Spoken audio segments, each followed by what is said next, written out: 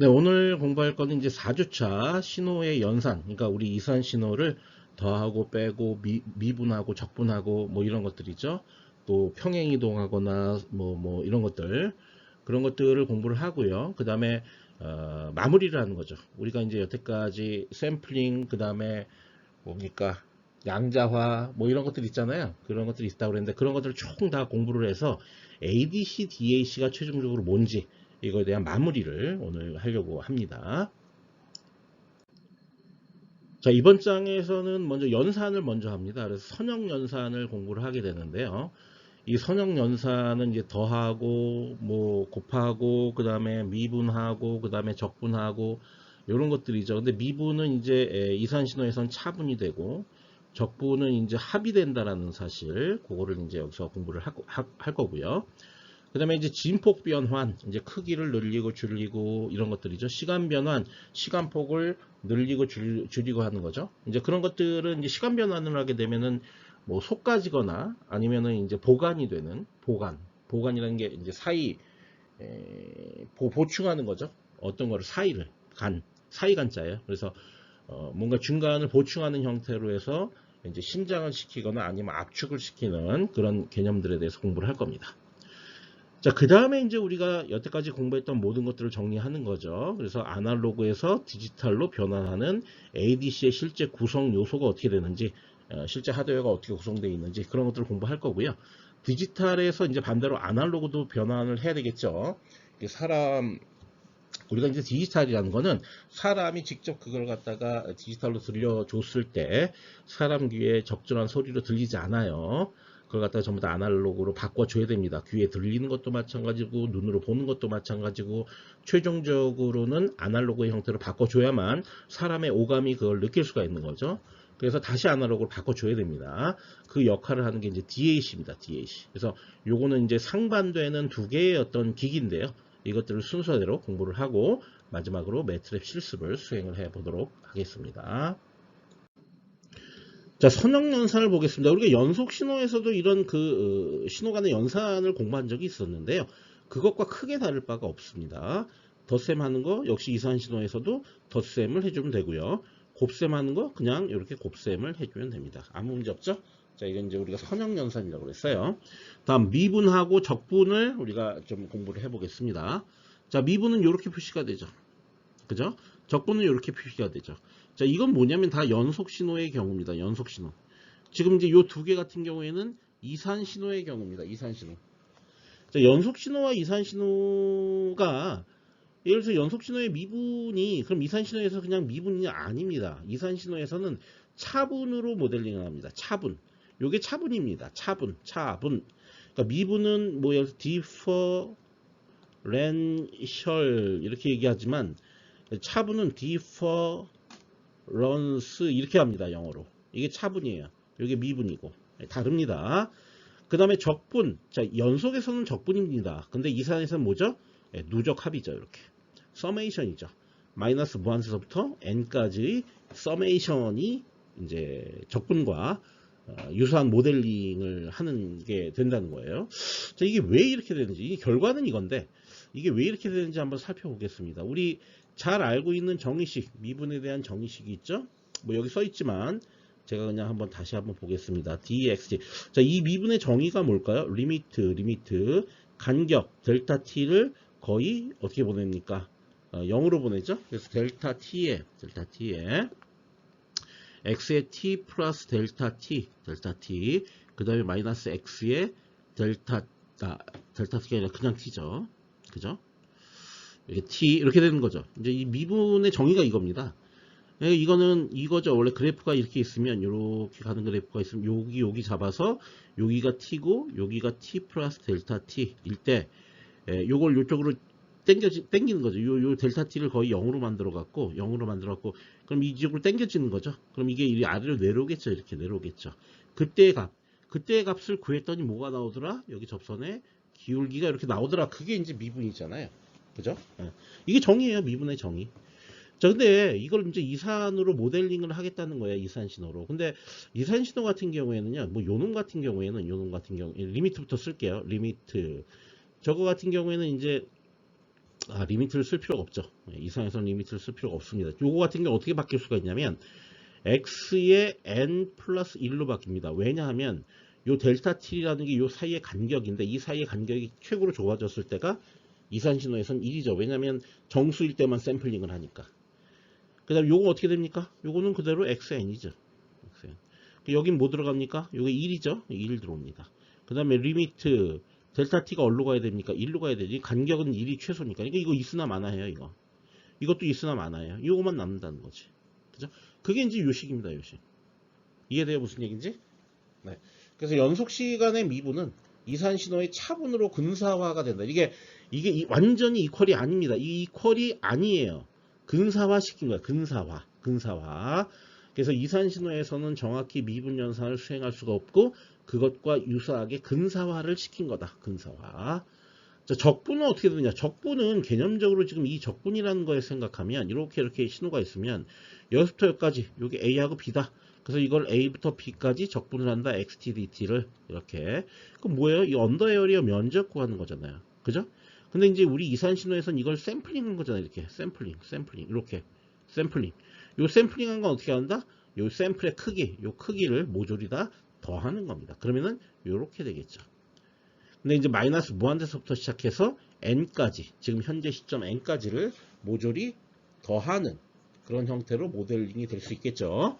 그 적분은 현재까지 이산신호 표본들을 누적으로 모형화가 된다. 모델링이 된다. 그런 얘기죠. 이해하시겠죠? 네. 그렇습니다. 이거 잘 이해를 하셔야 됩니다. 네, 두 번째 공부해야 될 거는 진폭 변환입니다. 그러니까 이건 Y축에 해당하는 거겠죠. 자, 요거를 공부를 해보도록. 그러니까 Y축에 해당된다는 게 Y축으로 뭐 신장을 시키거나 압축을 시키거나 뭐 이런 것들 얘기하는 거죠. 네, 그런 것들을 공부를 해보도록 하겠습니다. 네, 그 다음에 이제 우리가 고민해야 될 게 진폭 변환입니다. 우리가 앞서 선형연산을 했었죠. 선형연산에서 미분하고 적분에는 이제 녹색의 음영이 있었는데요. 음영이 있는 부분은 연속신호와 이선신호가 다른 형태로 판단을 해야 되는 건, 다른 형태로 정의되는 것들은 제가 음영으로 표시를 했습니다. 근데 여기는 이제 음영이 없죠. 그러니까 연속신호하고 이선신호하고 다를 게 하나도 없다라는 얘기입니다. 자, 보시는 것처럼 진폭 변화는 반전, 척도 조절, 이동, 반척이 요 세 가지 형태의 이제 정의가 있는데요. 먼저 이제 음에 붙인 거 여기다가 그러면은 마이너스 붙였으니까 전체 y 값 이게 결국 yn equal 뭐 이렇게 갈 거니까 결국은 요게 xn이 이거였다면 요거였다면yn은 이렇게 거꾸로 반전이 돼야 되겠죠. 이거 x축 반전입니다. 그죠? 네. 그 다음 척도 조절이라는 게 있습니다. 그래서 a를 곱했어요. 여기도 a를 곱했죠. 자, a를 곱하면yn이 2배, 그러니까 a가 2라면 2배 되는 거죠. a배 되는 거죠. 그래서 a가 1보다 크면 증폭이고 a가 0과 1 사이면 감소이다라고 얘기했어요. 지금 여기 보시면 여기 2가 곱해졌습니다. 그러니까 2배 증폭이 됐습니다. 그래서 이렇게 된 거죠. 2배 증폭돼서. 그럼 여기는 2로 나눴습니다. 그러면 감쇄가 일어난 거죠. 여기 0.5죠. 이게 증폭, 이게 감쇄가 되는 겁니다. 다음.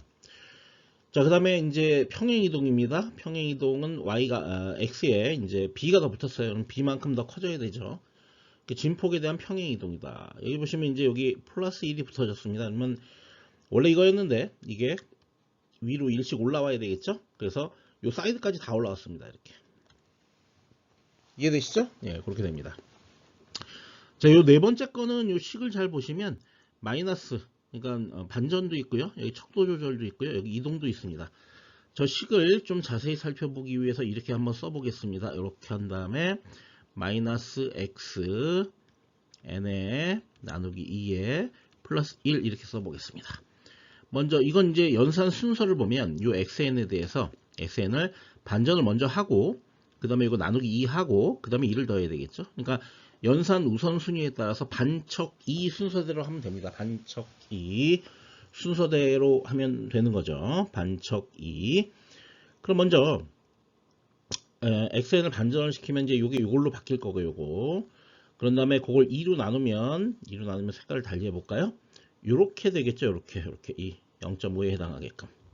그런 다음에 2를 더합니다. 그러면 전체적으로 이씩 다 커집니다. 그러면은 커진 게 이렇게 되겠죠. 이해되시죠? 그죠? 머릿속으로 상상을 하셔야 돼요. 자, 그런데 이거를 이렇게 좀 다르게 표현을 해보겠습니다. 어떻게 할 거냐면yn에다가요. 먼저 요 2를 요로 이항을 하고 그럼 마이너스 1 되겠죠? 그런 다음에 요 마이너스 2분의 1 여기다가 마이너스 2로 이렇게 곱합니다. 그럼 여기 뭐만 남는다? xm만 남는다. 아, 왜 이렇게 변형을 합니까? 이유가 있습니다. 이유가 있습니다.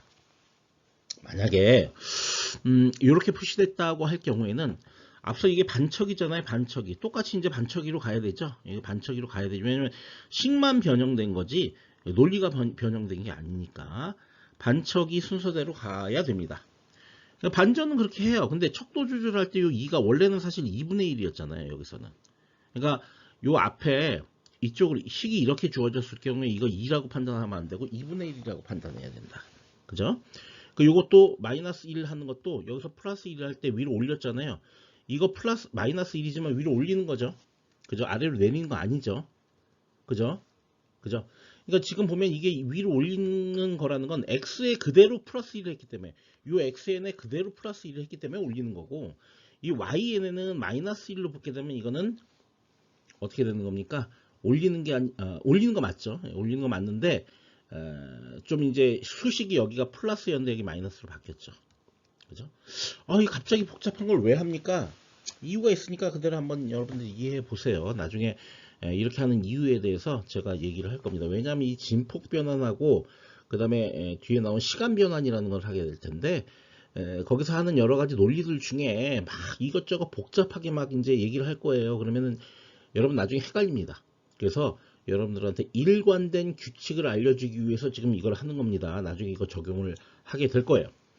자, 그럼 이제 이걸 보겠습니다. 이거 같은 경우 어떻게 하면 되느냐? 아까 반척이 한 대로 어떻게 한다? 마이너스 2니까 반전시킨 다음에 절반으로 줄인다. 여기 2지만 절반이죠. 절반으로 줄이고 그 다음에 요 마이너스 1이지만 위로 1을 올린다. 그래서 이렇게 되는 거죠. 그죠? 똑같죠. 개념은 똑같은데 어쨌든 뭐 저걸 여러분들이 저런 식으로 좀 이해를 해줬으면 좋겠다. 나중에 왜 저렇게 제가 저 내용을 설명했는지는 입증이 될 겁니다. 네, 그 다음 시간 변환입니다. 시간 변환은 X축에 해당하는 겁니다. X축으로 신장하고 압축하고 뭐 얼마를 더해서 지연시키고 아니면은 그 선행시키고 뭐 이런 것들 그런 것들을 공부를 해 보도록 하겠습니다. 네, 다음 이제 시간 변환입니다. 앞서 얘기한 것처럼 여기 보면 여기 음영이 있습니다. 그러니까 요게 연속하고 이산하고 어떤 형태가 다르다는 걸 표시하고 있죠. 나머지는 동일합니다. 시간 변환도 반척입니다. 반전, 척도 조절, 이동. 그래서 먼저 이제 여기에 마이너스가 붙은 거 보겠습니다. 여기에 마이너스 붙으면 좌우 반전을 해야 됩니다. 아까는 상하 반전이었죠. 지금은 요 가운데 요 n 이퀄 제로, n 이퀄 제로를 중심으로 이렇게 대칭시키면 됩니다. 그러면 이런 형태로 나오게 되겠죠. 됐죠?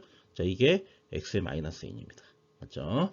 반전입니다. 그 다음 척도 조절 보겠습니다. 척도 조절은 x의 an입니다. 여기 a가 있습니다. a가 있고 이건 이제 좌우 척도 조절을 얘기하는데 먼저 a가 1보다 크면 속금이에요. 속금. 속는다는 건 뭘 얘기하는 거냐면 중간중간에 뭘 뺀다는 얘기야. 채로 뭘 걸러낸다는 얘기야. 솎아낸다. 영어로는 데시메이션. 그러니까 속금 같은 경우에는 쭉정이를 걸러내는 거죠. 중간중간 규칙적으로. 그 다음에 a가 0과 1 사이면 보간입니다. 보간은 인터폴레이션입니다. 보간은 이 한자인데요. 보충한다. 뭐를? 사이를 보충한다 그런 얘기예요. 그러니까 중간중간을 새로운 샘플로 보충을 해줘야 되는 거야. 그게 보간이야. 속금하고 보간. 자, 그럼 이제 이거 보겠습니다. 먼저 속금을 먼저 해볼까요? 속금을 먼저 해보면 여기가 이제 2가 들어가 있죠. 2의 n승이죠. 그럼 2배로 속금을 해야 된다는 얘기야. 2배로 속금하면 요거 그대로 요건 유지하고 n 이퀄 제로 있는 거 유지하고 하나 버리고 그 다음에 요거 그 다음에 하나 버리고 요거 요렇게 가져가는 겁니다. 여기 0 이하도 하나 버리고 요거 하나 버리고 요거 이렇게 가져가면 됩니다. 이쪽은 뭐 속금 하나마나 다 올제로니까 그러면은 5개만 남겠죠? 그게 이겁니다. 이해되시죠? 이게 2배로 속금을 하는 겁니다. 중간중간 것을 날렸어요.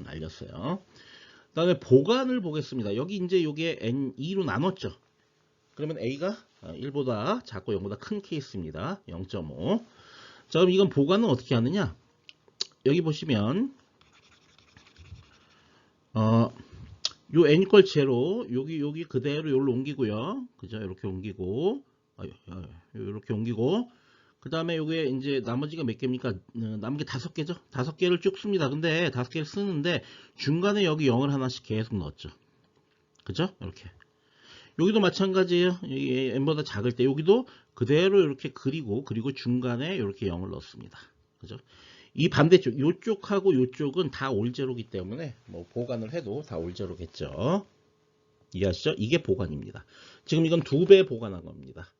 그리고 이런 식으로 0을 채워놓는 거를 제로 패딩을 한다고 얘기합니다. 제로 패딩. 제로를 패딩한다. 붙여 넣는다. 이런 뜻이죠. 근데 사실 제로 패딩을 안 하고요. 보관을 할 때 이렇게 보관할 수도 있습니다. 여기가 이렇게 1, 여기 1 이런 식으로 크게 맞게. 그리고 여기도 이렇게 직선에 맞게 여기 이렇게, 여기 이렇게, 여기 이렇게, 여기 이렇게 보관을 할 수도 있습니다. 그죠? 지금 이제 여기서는 이제 올제로 제로 패딩으로 보관을 했는데 저렇게 이제 어떤 그 크기, 그러니까 요 놈과 요 놈 사이의 평균 값이겠죠. 그죠? 다시 한번 얘기해 볼까요? 그러면서 이제 요거와 요거 사이의 평균 값으로 이렇게 만들어 놓는다는 거죠. 자, 요렇게 직선으로 보관하고 요거 이렇게 보관하고 요걸 이제 선형 보관. 선형은 이게 1차 보관이라고 얘기해요. 1차 보관. 저걸 1차로 할 수도 있고 2차로 할 수도 있고 3차로 할 수도 있습니다. 아시겠죠? 예. 그렇게 할 수도 있습니다. 보관, 인터폴레이션. 그렇게 이제 여러분들 이해하셔야 됩니다. 근데 일반적으로는 이제 제로 패딩으로 보관을 하게 된다라는 거를 말씀을 드리고 싶고요. 만약에 이게 이제 뭐 n분의 3이거나 n분의 4거나 뭐 이런 식으로 n분의 2가 아니라 그러면 여기 중간중간에 0의 개수가 늘어나야 되겠죠. 그죠? 예, 늘어나야 됩니다. 2개, 3개, 4개 이런 식으로 늘어나야 돼요. 저걸 우리가 보관이라고 부르게 됩니다. 근데 여기서 마지막으로 이제 이게 보면 예를 들어서 이제 x 이걸 봅시다. 원래 xn이 있었는데 xn이라 yn으로 합시다. yn이 이제 x의 예를 들어서 2n이다 라고 하면 여기가 2면은 이게 왜 소금이 되느냐라는, 그리고 이게 2가 아니라 2분의 1이 돼버리면 이게 왜 보관이 되느냐, 2가 되면 소금이고. 자, 그거에 대한 이제 입증을 한번 하겠습니다. 이건 개념적으로 한 번만 입증을 해 보겠습니다. y에 0을 넣습니다. 그러면 2n이니까 x도 0입니다. y에 2를 넣습니다. 그럼 x는 2가 됩니다. 자, 무슨 얘기냐면 요 중간에 있었던 x1이 어떻게 돼? 날라가. 그러니까 요게 2가 돼버리면 중간에 이렇게 날라가죠. 그러면 소금이죠. 그죠? 지금 우리가 요 놈을 갖고, 요 그림상에서 요 놈을 갖고 요거 만들었죠. 요걸 만들었죠. 이게 소금이었죠. 중간 걸 날렸잖아요. 그죠? 자, 그 다음에 보관은 왜 보관이냐? 이것도 이제 수식을 써서 생각을 해보면은 답이 나온다는 거예요. 그러니까 외우지 말란 얘기야. 내 얘기는 이게 논리적으로 이렇게 된다라는 걸 여러분들이 알고 있어요. 이거는 y에다가 0을 넣으면 x가 어떻게 되죠? 0입니다. 근데 y에다가 2를 넣으면 어떻게 될까요? x가 2분의 1이죠. 근데 2분의 1이 있어 없어? 없어. 여기 x축은 n축은 전부 다 뭡니까? 정수의 정수. 없어. 그러니까 뭔가 새로운 걸로 만들어내야 돼. 그죠? 그다음 y의 2는 어떻게 됩니까? 2는 비로소 그때 가서 x의 완이 되죠. 이건 있죠. 그러니까 요 두 번째 거 요거를 만들어내야 된다는 거지. 그죠? 그래서 보관이 되는 겁니다. 다음 이제 좌우 이동을 해보겠습니다. 이동은 이제 a만큼 이렇게 뺐죠. 자, 그러면 이게 어떻게 되냐면, 자, 여기 이제 보겠습니다. 자, a만큼 뺐다. n에다가. 그럼 이거 어떤 일이 일어나야 되죠? 어떤 일이 일어나야 됩니까? a만큼 빼면. 그죠? 지연이 일어나야 되죠? 그죠? 지연이 일어나야 됩니다. 그러니까 방향을 좀 잘 생각하셔야 돼요. 지금 요 그림에서 보시면 요거는 이제 플러스 1을 했거든요. 플러스 1이면 이게 우측으로 이동, 요 놈이 우측으로 이동해야 될 것 같지만 사실은 좌측으로 이동하죠. 선행이 되죠. 그래서 이렇게 돼버리죠. 그죠? 여기가 플러스 1이면 선행이죠. 그죠? 이해되시죠? 무슨 얘기인지. 예. 우리 이제 이건 고등학교 과정 같은 데서 배웠을 거예요. 벌써 이제 저게 플러스 1이냐, 나누기 1이냐, 곱하기 2냐, 막 이런 거에 따라서 여러분 헷갈리기 시작합니다. 나중에 저거를 하나의 룰로 정확하게 다 표현하기 위한 방법을 제가 말씀을 드릴 거예요. 어쨌든 저게 플러스 1이면 선행이다, 선행. 그죠? 마이너스 1이면 어떻게 됩니까? 지연이다. 그러니까 오른쪽으로 가는 게 플러스가 아니라 마이너스다. 왼쪽으로 가는 게 마이너스가 아니라 플러스라고. 그죠? 예. 그거 잘 이해하셔야 됩니다. 근데 이제 아까 이건 이랬죠.yn은 예를 들어서 xn 진폭배 플러스 1 하면 플러스 1이면 위로 올라가는 거죠. 이거 아래로 내려가야 될 것 같은데 위로 올라가죠, 이거. 그죠? 근데 이걸 이렇게 바꿨다고 칩시다. 이렇게. 그러면은 요거는 위로 올라가는 게 맞죠? 지금 이거하고 동일하죠. 여기 지금 요 케이스하고 동일한 케이스죠. 이게 마이너스 1이면 위로 올라가는 겁니다. 그죠? 그게 왜 그렇게 되냐면 잘 생각해 보세요. 이런 연산들이 여기다 뭐 2를 나누든 곱하든 이 연산들이 YN에 직접 작용하느냐가 중요한 거예요. 지금 이렇게 해버리면 이거는 YN에 직접 작용하는 게 아니라 XN에 작용하는 거 아니야? 그죠? 그리고 이것도 보세요. N 플러스 1. 요 N에 직접 작용하는 거 아니야? 그죠? 직접 작용할 때는 반대가 된다. 그렇게 생각하시면 돼요. 네. 근데 그것도 다 필요 없습니다. 그것도 다 필요 없고 지금 여러분 자꾸 헷갈리게 내가 어려운 걸 자꾸 얘기하는데 그렇게 어렵게 생각할 필요 없고요. 그냥 그걸 일관된 룰로 적용할 수 있는 걸 이따가 얘기를 할 겁니다. 자, 이걸 봅시다. 요 세 번째 건 여기다 한번 써볼게요. y는 이렇게 어떻게 됩니까? x에 마이너스 n 나누기 2 플러스 1. 자, 요렇게 되어 있죠. 자, 그럼 이거를 한번 생각해 보세요. 연산 우선순위를 보면 여기가 먼저고요. 그러니까 반전 먼저, 그 다음에 척도 조절 다음, 그 다음에 이동입니다. 맞죠? 근데 여기선 연산 우선순위에 거꾸로 해야 돼요. 거꾸로. 이동 먼저 하고 그 다음에 척도 조절하고 그 다음에 반전해야 됩니다. 이것도 외우기 힘들어지는데 외울 필요 없어요. 나중에 한 가지 내가 일관된 룰을 얘기해 줄 거예요. 그럼 먼저 이동을 먼저 합니다. 그러면 이거 좀 지우고요. 자, 먼저 요 놈을 여기 플러스 1이니까 이쪽으로 이동해야 돼, 이쪽으로 이동해야 돼요. 네, 이쪽 왼쪽으로 이동해야 되죠. 그러면은 요거처럼 되겠네요. 이렇게. 그죠? 그 다음에 척도 조절을 해야 되죠. 2분의 1이죠. 2분의 1은 뭐예요? 보간이죠. 보간. 사이를 끼워 넣어야 돼요. 그럼 이걸 끼워 넣으면은 여기 뭐 중간에 하나씩 뭐가 들어가겠죠. 이렇게. 그죠? 이렇게 들어가겠죠. 다 들어가겠죠. 이렇게 0이. 그죠? 그런 다음에 뭐 해야 돼요? 반전을 해야 되죠. 반전은 요 n equal 0 여기를 중심으로 이거를 반전을 서로 시켜야 됩니다. 그게 요거죠. 그죠? 네, 그렇게 가야 됩니다. 그러니까 이건 연산 우선순위 또 거꾸로 하네. 헷갈려 라고 여러분들이 생각할 수 있어요. 자, 이런 것들을 다 무시하고요. 사실은 제가 공통적으로 모든 경우에 적용될 수 있는 한 가지 룰에 대해서 지금부터 말씀을 드리겠습니다. 자, 이제 마지막으로 연산 조합의 최종 결론. 아까 일관된 룰을 말씀드린다고 했죠. 이것 따라 하면 됩니다. 앞서 이제 여러 가지 것들이 있었는데 제가 이제 그 교재에도 굉장히 그걸 이제 논리적으로 이해를 시키려고 하나하나 적었어요. 적었는데 최종 결론은 이겁니다. 여기 지금 이렇게 나와 있죠, 이거. 무조건 이 형태로 바꿔라.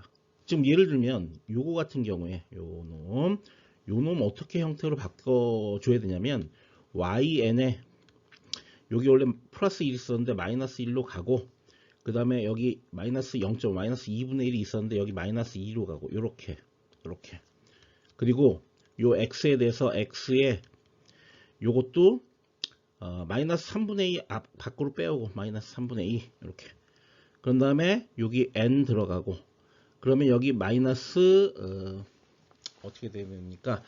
3이 돼야 되죠. 이렇게 3 이렇게 바꾸자. 이렇게 요놈하고 요놈하고는 똑같은 식이죠. 한번 확인해 보세요. 그죠? 똑같은 식이죠. 뭐 제가 보기엔 문제가 없어요. 그대로 똑같습니다. 3분의 2 이거 곱하면 2 플러스 2 맞습니다. 똑같습니다. 이거. 그러니까 요렇게 바꿔라. 이렇게 바꿔라. 그런 다음에 어떻게 하느냐? 반전 여기 이제 여기 보면 이제 요 식에서 한번 살펴볼게요. 요 위에 식 여기도 반전이 있고 여기도 반전이 있죠. 그럼 어떻게 하라는 얘기예요? 예. 반전은 각축 반전을 그냥 시켜라. 그죠? 그 다음에 척도 조절. 척도 조절은 각축에 대해 A가 1보다 크면 감소해. A가 0과 1 사이면은 증폭입니다. 그럼 이게 언뜻 보기엔 좀 이상할 수가 있어요. 왜냐하면 A가 1보다 크면은 증폭하는 거 아닌가? 라고 생각할 수 있는데 반대로 해야 됩니다. 반대로. 그 다음에 A가 0과 1 사이면 이게 증폭입니다. 아시겠죠? 감쇄, 증폭. 요 룰 따르면 됩니다. 요 룰.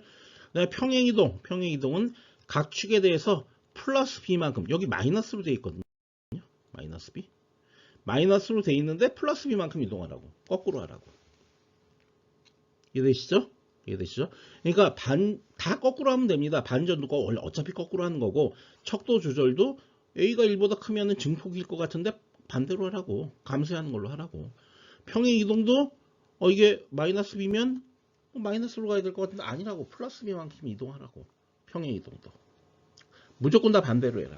그러면 된다는 거죠. 그죠? 이게 아주 진폭 변환이 됐든 시간이 변환이 됐든 지금 이 식에서 보시면 이거는 시간 변환이고 요 놈은 진폭 변환이잖아요. 그런 거 무시하고 그냥 저 순서대로 해주면 결과를 얻어낼 수 있다는 거예요.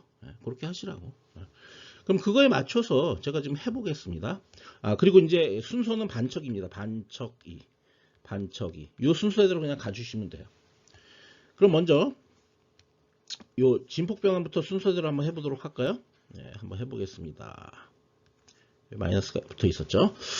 자, 먼저 요놈 이게 반척이니까 이게 뭐부터 먼저 해야 되냐면 어떻게 됩니까? 여기는 지금 이제 이거부터 먼저 했네요. 요거 그러니까 x의 마이너스 n 이거부터 먼저 했네요. 그죠? 반전입니다. 반전이니까 이건 시간축이니까 원래 이렇게 돼 있었는데 요거를 중심으로 요렇게 바꿨죠. 그죠? 좌우 대칭 시켰죠. 그게 요겁니다. 요거. 맞죠? 네. 그런 다음에 여기서 뭘 했냐면 x에 마이너스 2의 n을 했습니다. 자, 2배를 했어요. 2배를 했으니까 저거는 감쇄입니다. 감쇄. 절반으로 줄여야 돼요. 그죠? 근데 이건 시간축이잖아요. 시간축에서 감쇄를 시킨다는 건 뭐예요? 폭을 줄인다는 거니까. 그럼 소금을 해내야 되죠? 그래서 여기서 소금을 한 겁니다. 요 소금할 때 주의해야 될 게 요건 살리고 항상 n 이퀄 제로를 살리는 겁니다. 요거를 살리고 그 다음에 요거 살리고 요거 살리는 거죠. 그 다음에 이쪽은 요거 살리고 요거 살리는 거죠. 그래서 이런 결과를 얻을 수가 있습니다. 이게 y 요거죠. 그죠? 요놈. 자, 그 다음에 뭘 하냐면 그 다음에 x에 마이너스 2n에 나누기 3 요걸 할 겁니다. 그럼 이건 3을 했죠? 3을 했다는 얘기는 뭐예요? 증폭을 하라는 얘기죠. 3분의 1을 곱한 거니까 증폭을 하라는 얘기잖아요. 근데 우리 이산신호에서 증폭은 뭐예요? 보관을 하는 거죠. 폭을 늘려야 되니까 보관을 해야 되죠. 그래서 여기 보시면 보관을 00 2개씩 이것도 할 때도 주의해야 될 게 항상 n 이퀄 제로를 살려야 됩니다. 요거 먼저 살리고 요거 살리고 그 중간에 00 그 다음에 또 요거 00 또 요거 여기 그럼 이게 여기 이렇게 보관이 됐죠. 그게 요겁니다. 그죠? 잘 안 보일 수 있으니까 이거 지웁시다. 이렇게 됐죠? 그럼 여기까지 됐습니다. 자, 그 다음에 뭘 할 거냐면 x에 마이너스 3분의 2에 n-3을 할 겁니다. 이렇게. 그럼 여기 마이너스 3이지만 이거 어디로 이동해야 된다고 그랬어요? 플러스 쪽으로 이동해야 된다고 그랬죠? 그래서 이걸 어떻게 이동했습니까? 3만큼 이렇게 이동했습니다. 그러면은 이거 지울까요? 헷갈릴 수 있으니까. 네. 지워서 보겠습니다. 이렇게 이동되는 거죠. 이렇게. 그죠? 하나, 둘, 셋 이동하면은 다시 하나, 둘, 셋 이동하면은 이렇게 되는 거죠. 이렇게. 한번 보세요. X축의 인덱스가 바뀌었잖아요. 오른쪽으로 이동했잖아요. 그죠? 네. 그러면 이제 이것까지 해결이 됐어요. 여기까지 끝. 자, 그 다음에 이제 이거 봐야 되죠. 이것도 반척이 순서입니다. 그럼 먼저 마이너스 yn을 먼저 해야 되겠죠. 마이너스 yn. 그게 어디 있습니까? 요거죠, 요거 마이너스 YN이니까 이제 그 뭡니까? 상하 반전을 해야 되겠죠? 그 상하 반전했습니다. 그죠? 그런 다음에 여기다가 2배를 곱했습니다. 2배를 곱하면 그거는 축소가 돼야 되겠죠? 그죠? 감소죠, 감소해. 그래서 절반으로 크기가 줄었습니다. 여기는 그죠? 절반으로 줄었죠. 그죠? 그게 요겁니다. 그런 다음에 뭘 해야 되나요? 그런 다음에 이제 최종적으로 마이너스 2에 y의 n에 마이너스 1을 해야 되겠죠? 이건 어떻게 됩니까? 마이너스 1이니까 어떻게 돼야 돼요? 네, 위로 플러스 1을 시켜줘야 되겠죠. 그게 요겁니다. 이렇게 플러스 1을 시켜준 거죠. 다. 그죠? 그죠? 제가 하라는 대로 안 하면요. 여러분 이거 복잡해서 못해요. 네, 저도 사실은 이게 너무 복잡해갖고 그리고 머릿속으로 헷갈려 항상 이거 하다 보면. 근데 최종적으로 해서 제가 머릿속에 가장 오래 남고 가장 편리한 방법이 이거다 라고 해서 이걸 얘기해 주는 거고요. 뭐 이게 사실 그렇게 중요한 문제는 아닙니다. 근데 한 번은 우리가 겪어봐야 되기 때문에 규칙적인 어떤 방법을 제가 여러 가지 방도로 생각해 봐서 이게 가장 편하겠다 싶어 갖고 이 말씀을 드리는 거예요. 그죠? 자, 그렇게 해서 우리가 이제 신호의 어떤 연산이나 변환에 대한 그런 내용들을 이제 다 이제 우리가 공부를 한 게 되겠습니다. 네, 그 다음에 이제 아날로그 투 디지털 변환기를 공부를 하겠는데요. 앞서 얘기했던 표본화, 그 다음에 양자화, 그 다음에 부호화까지 끝내면 이제 디지털 부호가 얻어지게 되잖아요. 그 과정에 대해서 차근차근 공부를 해보도록 하겠습니다. 자, 아날로그 디지털 변환기 ADC의 전형적인 어떤 예를 보여주고 있는데요. 먼저 이제 여기 연속 신호가 들어오고 있습니다. 자, 전처리 필터라는 게 있습니다. 전처리 필터는 뭐냐면 보통 이제 연속 신호를 여기가 주파수 F, 여기가 뭐 예를 들어서 X의 F 이런 식으로 스펙트럼을 보다 보면 이게 이렇게 깔끔하게 이렇게 딱 떨어지면 좋은데 이렇게 안 되고요. 여기 이렇게 있어요. 이렇게 끝에 이렇게 있다고. 그럼 이걸 어떻게 할 거냐면요. 로우 패스 필터를 통해서 이걸 싹 걸러냅니다. 요거. 그래서 이거 다 걸러내는, 이거 다 지워버리고 요 안에 있는 것만 걸러내는 거죠. 그 역할을 하는 게 전처리 필터입니다. 전처리 필터. 자, 전처리 필터의 역할은 그래서 대역을 제한시키는 필터예요. 대역 제한. 왜냐하면 여기가 이제 FM이 될 텐데요. 이 FM이 작으면 작을수록 FS도 그 샘플링하는 주파수, 표본화하는 주파수도 낮아지게 되거든요. 표본화 주파수를 낮춰야 정보량이 줄어들죠. 그러니까 여기 있는 것도 다 삭제해버리는 거죠. 동시에 삭제해버림과 동시에 사실은 여기에 쭉 전반적으로요. 쭉 해서 여기 잡음이 깔려 있습니다. 이렇게 깔려 있는데 요 대역 외의 잡음들, 요것들 또 요쪽들 이것들을 또 걸러내는 역할을 동시에 하게 됩니다. 그래서 이 전처리 필터의 역할은 대역 제한 필터이면서 동시에 잡음하고 간섭 같은 거를 제거하는 필터다라는 얘기예요. 자, 이제 제거했습니다. 이제 고주파 성분이 이제 없어지겠죠. 없어지면은 이제 없어진 신호 성분이 뭐 예를 들어서 이랬다. 여기 이제 이건 시간 t입니다. 여기가 이제 xt고요. 여긴 주파수였죠. 이거 스펙트럼이고 이거 두 번째 그림은 이제 신호입니다. 신호. 자, 이거를 표본 샘플을 한 다음에 유지. 샘플 앤 홀드라고 저걸 이제 우리가 얘기해. 샘플 앤 홀드. 샘플 앤 홀드를 TS 단위로 하게 됩니다. 이거 이제 뭡니까? 나이키스 주파수에 맞춰서 아까 얘기했던 FM에 이렇게 되죠. FS가 FM의 2배 이상 이렇게 샘플링 하게 되고 그렇게 샘플링한 주파수의 역수를 취한 거 요게 이제 샘플링 간격이 되겠죠. 이게 나이키스 주파수, 이게 나이키스 간격 그렇게 되는 거죠. 그 간격대로 요걸 샘플을 합니다. 이렇게. 그럼 딱딱딱딱딱딱 샘플을 하는 거죠. 그거를 8K 이상으로 이제 음성이라고 생각하면 음성이 보통은 이 연속 신호가 최대 주파수 FM이 4kHz이기 때문에 그거의 2배 그래서 8kHz 이상 샘플 앤 홀드를 이용해서 이제 이 값을 유지를 하는 거죠. 이게 샘플 앤 홀드라고 이게 붙이는 이유가 있어요. 그게 왜 그러냐면 이거를 이제 여기다 딱 연결을 합니다. 그러면 그때 크기가 들어오겠죠. 그거를 요 캐패시터에 이제 우리 이건 전부 다 전기 회로니까 요 캐패시터에 충전이 됩니다. 충전이 되면 이 신호적으로는 이렇게 되는 거죠. 이렇게 되면 뭐 예를 들어서 이렇게 됐다고 할 때 샘플을 하죠. 샘플 이렇게 딱 여기 샘플했다. 여기로 할게요. 여기 이렇게 딱 샘플했다 그러면 요 충전이 되면 충전되는 동안 이렇게 유지되는 거죠. 이렇게 유지되는 거죠. 이렇게 그죠? 계속 충전이 돼 있으니까 충전이 충전을 유지시키다가 그 다음 이제 TS에 해당하는 요 구간에서 또 샘플 이렇게 합니다. 그럼 요때가 샘플이 되고 이렇게 유지. 이렇게 유지. 또 요때 샘플 되면 요때 이렇게 유지. 뭐 이런 식으로 샘플 앤 홀드를 이용해서 요런 사각파 형식으로 만들어 주는 거예요. 이렇게. 그죠? 그걸 위해서 이렇게 RC 회로를 구성을 하는 거죠. 어딘가에 이게 저항이라는 건 굳이 여기다 설치하지 않아도 저항 성분은 회로에서 언제나 있기 때문에 이 C를 잘 설치해주면 RC 회로와 동일한 역할을 하게 돼요. 그죠? 우리가 도선상에도 저항 성분은 있으니까.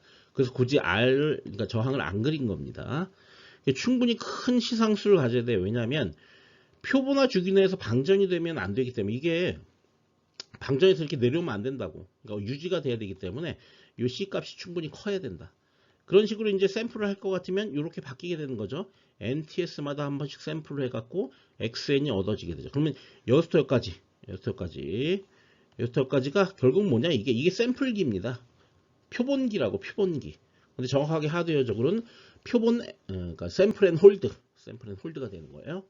그 다음에 이제 요 샘플을 했으니까 요 높이를 이제 양자화를 해야 되죠. 높이를. 그죠? 양자기를 이용해서 여기서는 보통 8비트로 한다고 그랬죠. 음성 같은 경우에는. 그런 다음에 그걸 갖다가 1010 데이터로 바꿔주는 부호기를 통과시키게 되면 R비트의 디지털 부호가 나오게 되는데 그건 64kbps다. 왜냐하면 8kHz로 샘플링하고 거기다 8비트를 했기 때문에 그럼 이거 결과가 이제 64K가 나오겠죠. 64kbps. 이해하시죠? 네, 그런 식으로 이제 우리가 ADC를 구현을 할 수가 있습니다. 그래서 여기서 ADC는 어떻게 구성되느냐? 전처리 필터를 먼저 통과시킨다. 이건 대역 제한 필터면서 잡음 및 간섭을 제거하는 거다. 대역을 제한시킨다는 의미는 에일리어싱을 발생하지 않게 하겠다라는 것과 동일하잖아요. 그죠? 그렇잖아요. 대역이 제한되어 있지 않으면 웬만한 그 샘플링 레이트로는 무조건 에일리어싱이 발생하니까. 그래서 이게 안티 에일리어싱 필터다. 안티 에일리어싱. 이거 노래도 있죠? 안티 프레자일. 그 안티가 이제 그거의 반대가 된다는 얘기잖아. 안티 프레자일 그러면 이제 안 깨진다는 뜻이고 잘 안 깨진다. 그죠? 그 안티 에일리어싱 필터. 그다음에 샘플 앤 홀드. 표본 유지기를 통과시킨다. 이게 표본기예요, 표본기. 그다음에 양자기를 통과시키고 그다음에 부호기를 통과시키면 그러면 ADC를 구현할 수 있게 되는 것입니다. 그 양자기가 그럼 어떻게 구성되어 있느냐를 고민을 또 해볼 필요가 있겠죠. 양자기 같은 경우에는 한번 생각해 보세요. 이산 샘플이 들어와야 돼. 양자를 시키려면. 그러니까 시간적으로는 이산인 샘플이 들어오는 거야. 근데 크기적으로는 이산이 아니죠. 크기는 샘플된 값을 그대로 간직하고 있기 때문에 크기는 연속 크기라고. 이해되죠? 네. 이산 시간이면서 연속 크기의 표본 m이 들어온다고. 양자기로.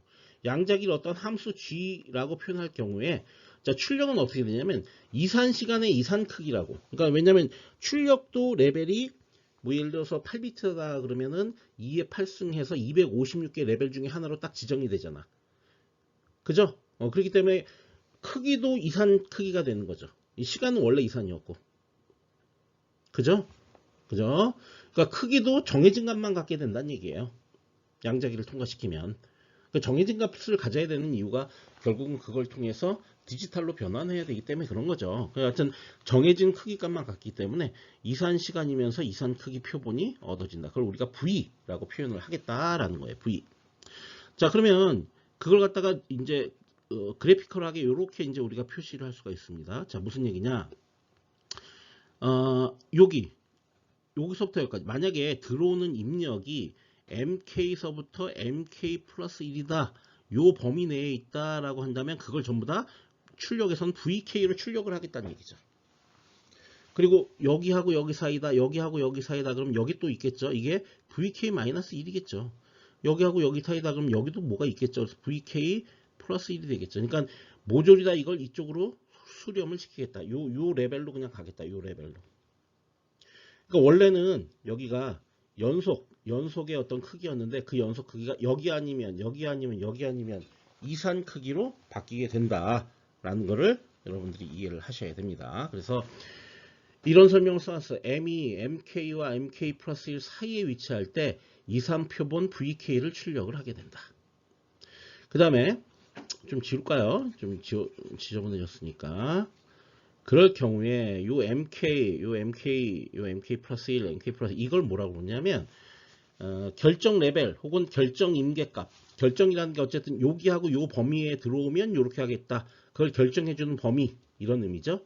그 다음에 요 VK를 뭐라고? 대표값, 표현 레벨, 복구 레벨 이렇게 얘기하기도 해요.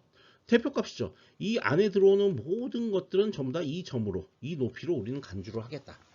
그래서 저걸 대표값 혹은 표현 레벨 이렇게 이제 얘기를 하게 됩니다. 자, 그다음에 양자 크기라는 게 있어요. 양자 크기는 퀀텀. 우리가 양자라는 건 원래 물리학에서 뭐냐면 어떤 물질의 가장 작은 입자를 양자 크기 양자라고 불러요. 작은 입자. 그러니까 지금 이 양자화기에서는 가장 작은 간격 그걸 얘기하는 거겠죠. 그게 양자겠죠. 그죠? 스텝 크기. 그러니까 연속된 대표값의 차이예요. 지금 요게 대표값이고 여기 또 대표값이겠죠? 요 사이, 요 차이 간격. 이걸 양자 크기라고 퀀텀이라고 부른다. 퀀텀. 퀀텀. 그다음에 양자화 잡음이라는 걸 또 정의해야 돼요. 양자화 잡음은 뭐냐면 원래 내가 신호가 여기 떨어졌었는데 여기 M이죠. 여기 M이죠. M이 떨어졌는데 실제 이쪽으로 옮겨지게 되잖아. 그러면 여기서 요만큼 사이에 오류가 발생하죠. 오류가 발생하는 거죠. 요걸 우리가 양자화 잡음이라고 부르요. 양자화 잡음. 그래서 Q를 M-VK 이렇게 된다는 거지. 그죠? 그게 양자화 잡음이겠죠. 자, 그 다음에 여기 이제 입력 레벨하고 출력 레벨에 대한 함수를 보여주고 있어요. 자, 이게 그림을 좀 잘 이해를 해볼게요. 그림 뭐냐, 어떻게 이해를 해야 되는지 한번 우리가 따져 보겠습니다.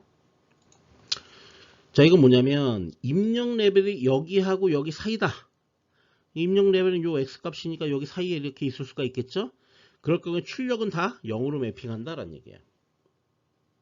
자, 이건 뭐냐면 여기하고 여기 사이다. 여기하고 여기 사이에 있다. 그러면 출력 레벨은 다 요로 매핑을 하겠다는 얘기야. 요것도 요렇게 요 입력이 여기하고 여기 사이다 그러면 출력은 전부 다 여기 2로 매핑하겠다. 이해돼요? 무슨 얘기인지? 네. 입력이 여기하고 여기 사이에 있으면 출력은 모두 3으로 매핑하겠다. 정확하게 여기는 아마 여기가 3일 거고요. 이게 대략 그냥 따져보면 여기가 2.5에서 한 3.5겠죠. 그러니까 입력이 2.5와 3.5 안에 들어오면 그러면 출력은 전부 다 3으로 매핑하겠다고. 그게 양자각이잖아. 그죠? 근데 이제 이런 식으로 매핑을 하다 보면 어떻게 되냐면 중앙이 평평하게 되는 식으로 여기 보시면 여기가 평평하게 되는 식으로 매핑이 돼. 이걸 중앙 억제 양자각이라 불러요. 이렇게 되는 거를. 그 다음에 요거 같은 거 보겠습니다. 이건 중앙 상승입니다. 이건 뭐냐면 여기하고 여기 사이에 들어오는 입력에 대해서는 요 레벨로 매핑. 요게 한 이거 좀 그러네. 0.5 한 2호 정도 될까요? 0.25 2호라고 보면 되겠네. 2호. 이렇게. 그러니까 요 사이에 들어오면 요걸로 매핑. 요거 사이에 들어오면 요걸로 매핑. 또 요 사이에 들어오면 요렇게 매핑하다 보면 이거는 중앙이 상승하는, 요 가운데가 상승하는 형태로 매핑이 된다고. 이거를 중앙 상승 양자화기 이렇게 부릅니다. 이게 그렇게 중요하진 않아요. 이걸 구분하는 게 중요하진 않지만 어쨌든 이런 게 있구나 정도는 알고 있어야 되는 거죠. 그죠? 자, 이제 요 최종적인 요 말을 보면서 정리를 해보도록 할게요. 이산신호는 시간 불연속이고 크기는 연속이다. 이걸 양자화기를 통과시키면 디지털 신호가 얻어지는데 시간도 불연속이면서 크기도 불연속이다. 그런데 어쨌든 이런 양자화 과정은 손실 변환이다. 우리 표본화 과정은 손실 변환이 아니죠. 근데 양자화기는 양자화 오류, 복구할 수 없는 양자화 오류가 발생을 하게 된다. 어쩔 수 없다. 앞서도 우리가 저 양자화 잡음을 줄이려면 어떻게 된다? 샘플링 레이트를 늘리거나 아니면은 우리가 양자화 시키는 비트 레벨, 비트의 개수를 늘리거나 뭐 이런 건데 그렇게 늘리다 보면 정보량이 증가하기 때문에 그게 뭐 바람직하지 못하죠. 어쨌든 어느 정도 양자화 잡음이 낄 수밖에 없고, 그죠? 그럼 여러분 생각에도 그럼 양자화 잡음이 얼마나 발생할까? 그걸 또 알아야 되지 않겠어요? 그래서 이후에 양자화 잡음에 대한 분석을 할 겁니다. 자, 그럼 이제 양자화기의 성능을 분석해 보겠습니다. 양자화기의 성능은 뭘로 평가가 되냐면 출력의 SNR입니다. 아웃풋 SNR. 보통 SNR의 아웃 이렇게 표시합니다. 출력의 SNR이에요. 그러니까 이거는 뭐냐면 시그널 투 노이즈의 레이시오, 비율인데 에버리지 파워 레이시오예요. 즉 무슨 얘기냐? 시그널의 파워, 그 다음에 노이즈의 파워. 이 노이즈는 뭐겠어요? 양자와 잡음. 양자와 잡음의 파워. 근데 이 출력이죠, 출력. 양자역의 출력에서. 그죠? 원래는요, 양자역의 출력에서의 SNR이 이제 뭡니까? 양자역에서 양자오리가 전혀 없다면 이거 무한대 나와야 돼요. 왜냐면 이게 0이니까. 잡음이 없을 테니까. 그럼 전력도 0이죠. 그러면은 무한대가 나와야 되거든요. 원래는. 그죠? 근데 이제 무한대가 나오지 않는다는 거죠. 근데 되도록이면 이 SNR은 크면 클수록 좋아요.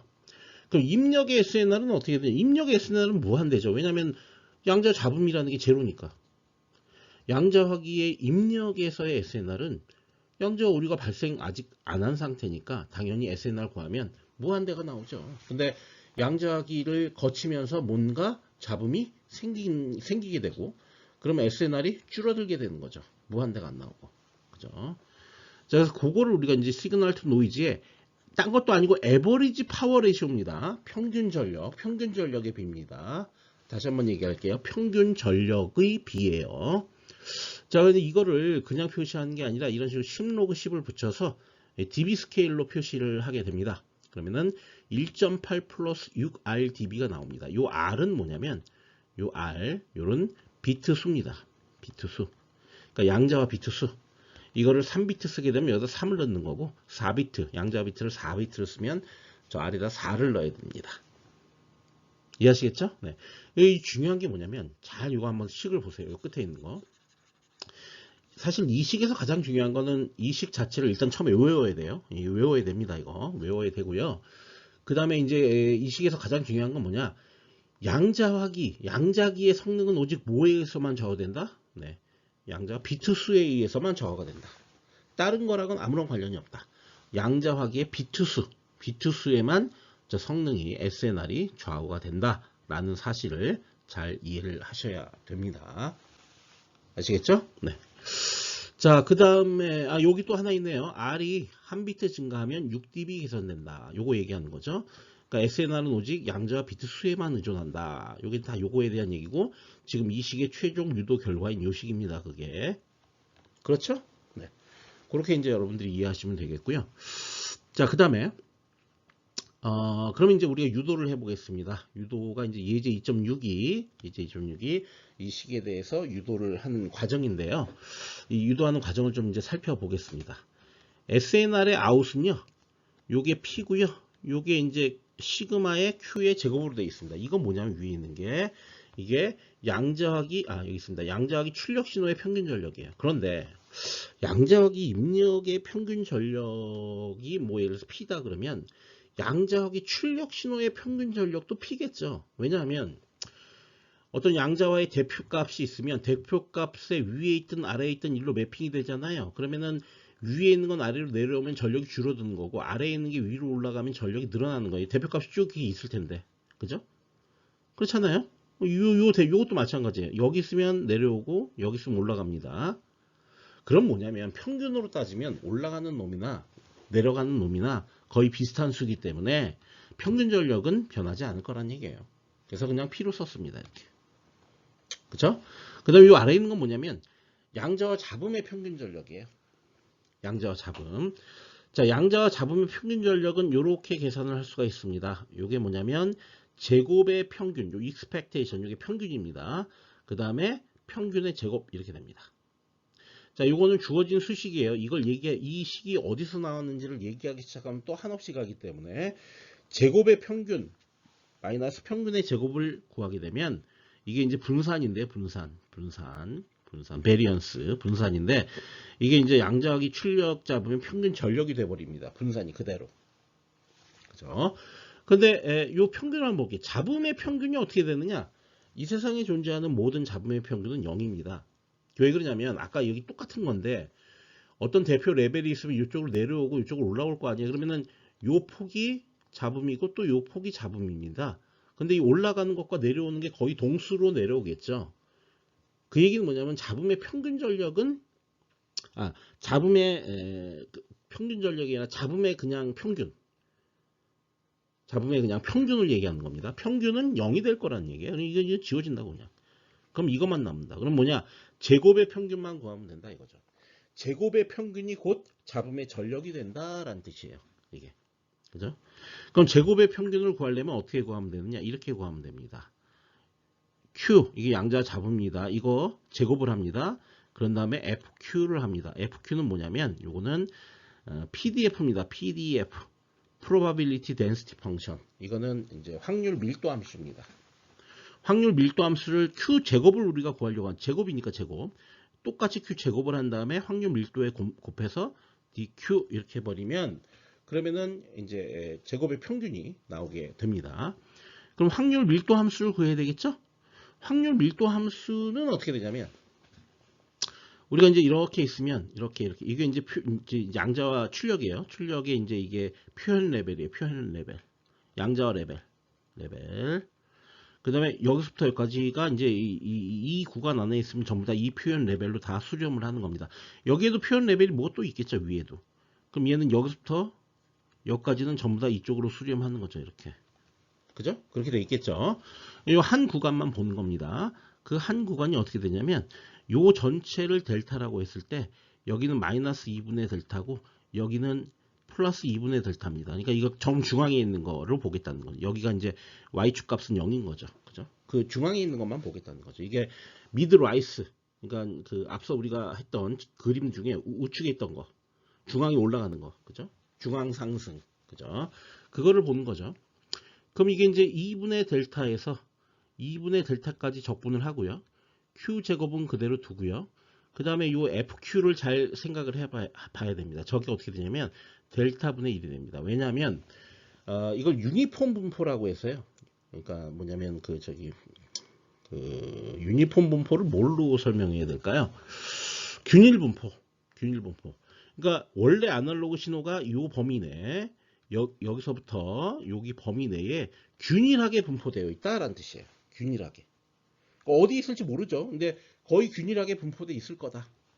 그럴 경우에는 요 구간분의 1 이렇게 해서 요걸 PDF로 만들고 적분을 그 구간을 전체를 적분을 해버리면 됩니다.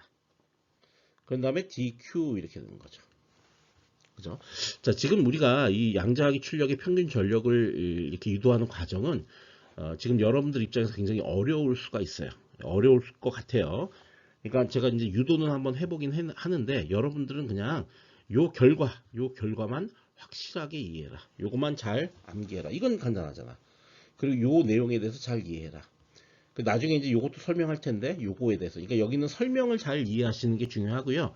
지금 수학적으로 유도하는 거는 이거 너무 수학이니까 수학에 너무 빠질 필요 없어. 이거 별로 중요한 게 아니에요. 유도하는 과정은. 나중에 이제 뭐 대학원 들어가거나 뭐 이렇게 되면 저 유도하는 과정을 다시 한번 잘 살펴보시기 바라고요. 지금 이제 여기서는 단순하게 유도를 하는 거니까 너무 긴장할 필요가 없습니다. 자, 계속해서 유도를 진행을 해보도록 하겠습니다. 이게 이제 이 적분을 하게 되면 이게 얼마가 나오냐면 12분의 델타 제곱 이렇게 나옵니다. 12분의 델타 제곱인가요? 델타 제곱이 아니고 델타가 그냥 나오는 것 같은데 잠시만요. 네, 이거 12분의 델타 제곱 맞아요. 왜냐면 이게 3승이 돼버리니까. 예. 그리고 나옵니다. 이렇게 나오죠. 자, 그럼 델타가 얼마인지를 유도를 해봐야 되겠죠. 델타는 어떻게 되냐면 예를 들어서 여기 좀 지저분해졌는데 요거 좀 앞에 거 좀 지운 다음에 요 앞에 거 좀 지울게요. 어차피 우린 12분의 델타 제곱만 중요한 거니까 요거 싹 지워버리고 이제 다시 한번 얘기를 더 해볼게요. 자, 우리가 이제 아날로그 신호가 스윙할 수 있는 범위가 이렇게 있으면 이 전체를 스윙한다고 칩시다. 이렇게 막 이렇게. 그럼 이제 이거를 이렇게 균일하게 이렇게 자르겠죠. 이렇게 양자하기에서 이렇게 자르겠죠. 그럴 경우 요 간격이 델타죠. 요 하나의 간격이. 그럼 여기서부터 여기까지의 간격은 어떻게 되느냐? 예를 들어서 이렇게 됐을 경우에 이게 사인이라고 생각하면 요 양수 쪽으로 스윙하는 거, 요걸 AM이라고 보는 거고, 요 음수 쪽으로 스윙할 수 있는 최대 범위도 AM이라고 보는 거죠. 그러니까 0을 중심으로 최대 AM, 마이너스 AM, 여기 마이너스 AM, 여긴 AM, 여기까지 스윙할 수가 있는 거죠. 자, 그러면은 이게 뭐냐면은 2AM 해야 전체 범위를 다 잡는 거죠. 이거를 몇 개로 나누는 거예요? 이 양자 레벨 요 개수가 몇 개입니까? 2의 R승계죠. 그죠? 레벨 수가. 그럼 2의 R승으로 이렇게 나눠주면 그러면은 이게 뭐가 되냐면 델타가 되는 겁니다. 이해하시겠어요? 자, 그런 다음에 요걸 여기다 이렇게 델타에다 넣는 거죠. 이렇게. 그러면 저거를 계산을 하면 어떻게 되냐면요. 그 나온 결과가 이렇게 와서 요로 이렇게 오는 겁니다. 이렇게.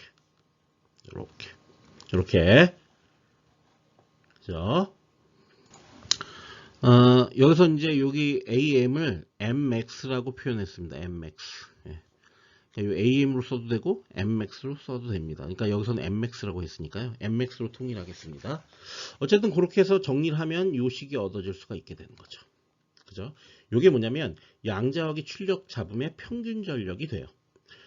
자, 요걸 여기다 대입했습니다. 여기다 이렇게.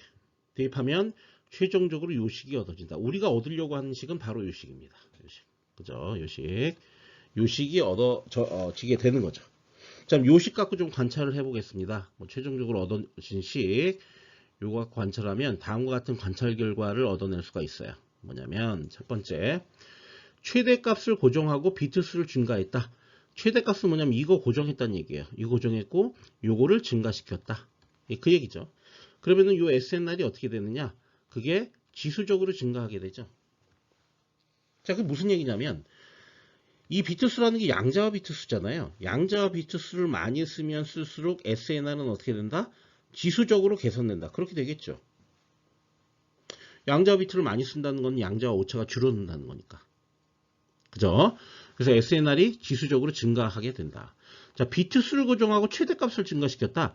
자, 요거를 이번엔 고정시킨 겁니다. 그런 다음에 요거를 증가시켜요. 요거를 증가시킵니다. 그럼 SNR이 제곱으로 감소하게 되죠. 여기 제곱이니까. 자, 비트수를 고정한 상태에서 최대값을 증가시켰다는 것은 양자와 간격이 점점 늘어난다는 얘기죠. 아까 이거를 증가시킨다는 얘기니까 이 간격은 개수는 일정한 상태. 그러면 요 아까 델타가 점점 늘어나죠. 그럼 양자와 오차가 많이 발생하죠. 양자와 오류가 많이 발생하죠. 크게 발생하죠. 그러니까 SNR이 제곱으로 감소한다고. 안 좋은 거죠, 이거. 그렇게 되잖아요. 그죠? 최대값이 증가하면 그래서 비트수도 증가시켜야 돼요. 예, 그래야만 이제 SNR이 변화가 없이 일정 성능을 유지할 수가 있겠죠. 그죠? 자, 그렇게 이제 우리가 정리를 해볼 수가 있어요. 그리고 마지막 한 가지 주제에 대해서만 더 얘기하겠습니다. 이제 여기서 일로 넘어가는 걸 해야 됩니다. 여기서 일로. 자, 넘어가는 게 뭐냐면, 이게 무슨 얘기를 하는 거냐면, 예를 들어 지금 이 식은 일반적인 모든 파형에 대해서 얘기를 한 거고요. 여기서 일로 넘어가는 거는 최대진 폭이 AM인 정현파에 대해서 얘기를 하는 거예요. 정현파는 이렇게 되는 거죠. 최대진 폭이 이거. 이런 신호를 양자화했다고, 이런 신호를. 그럴 경우에 이 식이 얻어진다는 얘기예요. 그러니까 이거는 정현파를 갖다가 양자화한 식이에요. 요거는 양자화에 대한 일반식이고. 그죠? 정연파 최대진폭이 AM이면 전력은 어떻게 돼요? AM인 최대진폭이 AM인 정연파는 전력이 2분의 1 AM 제곱 이렇게 되죠. 그죠? 이거는 뭐 회로 이론이나 이런 데서 본 적 있죠. 그 다음에 MX는 얼마야? 요거 AM이죠. MX가. 그죠? AM. 그 AM 놓고 요 2분의 1 MX 놓고 하면 뭐 AM 제곱 이거 없어지고 2분의 3만 남으니까 요렇게 바뀝니다. 이거를 로그를 취합니다. 로그 10에 로그 10 이걸 이렇게 취하면 이런 결과가 나온다는 얘기예요. 그러니까 로그 한번 취해보세요. 취해보면 이것도 여러분 모를까봐 풀어보겠습니다. 로그 2분의 3 여기 10이 있죠. 10 로그 10에 2에 2R 이렇게 되는 거죠. 그럼 이제 10에 로그에 10에 2분의 3이 앞에 이렇게 딱 나오고요. 여기다가 이제 플러스로 연결돼야 되죠. 10에 로그 10에 2에 2R 이렇게 되는 거죠. 그런가요? 네. 그럼 이 2R이 어떻게 됐나요? 이 앞으로 빠져 나올 수가 있죠. 그죠? 근데 그러면 로그 10에 2만 나오겠죠. 로그 10에는 뭐예요? 0.3010이죠. 0.3010. 그러니까 이 뒤에 있는 식이 뭐냐면 10 곱하기 2R 곱하기 0.3010이에요. 근데 요 10 곱했으니까 이건 3이죠. 3 이건. 3.010이죠. 거기다 2R 곱하면 6.020R 이렇게 돼요. 근데 020은 빼버리고 6R만 남고 요 앞에 있는 거 요거 계산해서 정리하면 1.8이 나오게 되는 겁니다. 이해하시죠? 굉장히 오랜 시간의 분석이었는데요. 이게 아마 그 이번 챕터에서 가장 복잡한 부분이 아닐까 싶어요. 근데 제가 여러분들한테 강조하고 싶은 거는 뭐 수식 유도 과정에 너무 얽매이지 마라. 요게 중요하다. 요게. 하나 더 외운다 그러면 이거 외워라. 이걸 통째로 외워라. 그냥 요거랑 이게 더 중요하다. 근데 아시겠죠? 자, 이제 마지막으로 이제 아날로그 디지털 변화기의 마지막 주제 부호기입니다. 부호기는 이해보수를 이용한다. 그래서 0과 0.2 사이면은 대표값이 0.1, 마이너스 0.2와 0 사이면 마이너스 0.1. 그래서 요거를 우리가 그냥 000으로 하고, 이거 001, 이게 10진수로 이게 1이고, 이게 2고, 0이고, 여기가 1이고, 여기가 2고, 이게 3이죠. 자, 이거 같은 경우 어떻게 되나요? 이거는 이해보수를 취해야 되니까 이거 다시 이제 이해보수 취하면 001이죠. 그래서 이거는 마이너스 1. 이거 이해보수 취하면 001인데 010이죠. 그럼 이건 마이너스 2. 이거는 101인데 011이죠. 그래서 마이너스 3. 자, 이건 음수형이죠. 음수형은 가장 큰 음수 마이너스 4 이렇게 되는 거죠. 그죠? 자, 이런 식으로 우리가 이제 디지털 보호 이해보수로 표현을 보통 한다. 알아두시면 될 것 같습니다. 자, 이제 ADC와는 반대되는 과정을 공부할 겁니다. DAC. 그래서 디지털에서 아날로그로 변환하게 되는 그 과정은 그럼 어떻게 되는지, 뭐 이론적으로는 이제 디지털 아날로그로 변환을 하려면은 이상적인 로우 패스 필터를 통과시켜야 되지만 실질적으로는 그렇게 하지 않습니다. 다른 형태로 구현을 하게 되는데요. 그거에 대한 내용을 지금부터 공부를 해 보도록 하겠습니다. 자, 지금 그림에는 이제 DAC의 전체적인 그림 구조도가 나와 있습니다. RBT의 디지털 보호가 패러럴하게 들어옵니다. 이렇게 지금 이제 5비트짜리로 들어오네요. 이해보수를 취해서 이해보수를 취하는 복호기를 통과시킵니다. 그러면은 막대가 만들어지는 거죠. 이게 뭐 이렇게 있으면 이렇게 막대가 만들어지는 거, 이렇게 이산 신호가 산출이 되는 거죠. 복호기를 통과시키면. 그렇죠? 네. 그러니까 앞서 얘기했던 게 이렇게 되는 거죠. 표본기, 그 다음에 양자화기, 그 다음에 부호기 이렇게 있었잖아요. 그러니까 역과정을 해야 되니까 부호기에 대한 역과정을 복호기에 수행하고, 양자화에 대한 역과정은 없어요. 양자화는 어차피 뭐 복호가 안 된다고 그랬잖아요. 표본화에 대한 역과정이 뭐죠? 로우 패스 필터죠. 근데 로우 패스 필터는 어떻다? 복잡도가 너무 높다. 그래서 그걸 뭘로 대체했다? 샘플 앤 홀드 회로로 대체했다라고 이제 이해하시면 됩니다. 그 다음에 추가적으로 후처리 필터가 필요합니다. 후처리 필터. 이게 전체를 그냥 로우 패스 필터로 이렇게 대체하면 좋은데, 이건 복잡도가 너무 높아야 되기 때문에 요 후처리, 그러니까 표본 앤 유지기, 샘플 앤 홀드랑 후처리 필터를 이용해서 로우 패스 필터를 대체하는 그런 역할을 하게 되는 겁니다. 자, 각각 어떤 역할을 하는지 한번 구체적으로 살펴보겠습니다. 이게 이산 신호니까요. 아까 샘플 앤 홀드를 하면 어떻게 되죠? 이렇게 있을 때 이렇게 이산 신호가 들어왔다. 어떻게 되는 거? 이렇게 만들어주겠죠. 아까 얘기했었죠. ADC 할 때 만들어줘요. 그럼 이게 보면 이렇게 되는 걸로 봐서 굉장히 고주파가 많이 들어가 있다는 거죠. 네, 지금 제가 전화가 와서 잠깐 끊었고요. 지금 어디까지 했는지 기억은 안 나는데, 어쨌든 이제 이런 단계적인 이런 게 얻어지는데, 요게 이제 고주파가 많이 들어가 있죠. 여기 고주파 성분이 엄청 많이, 왜냐면 이게 급격하게 이렇게 변하면 고주파 성분이 많이 들어가 있다는 거거든요. 그럼 이 고주파 성분을 제거하는 작업을 해야 돼요. 제거를 하게 되면 이게 스무스하게 이렇게 바뀌죠. 이렇게 그 바뀌는 작업을 하기 위한 게 바로 이 허상 제거 필터입니다. 스무딩 필터라고 하죠. 스무스하게 만들어주는 거죠. 그게 바로 여기 있는 후처리 필터가 되는 거예요. 그죠?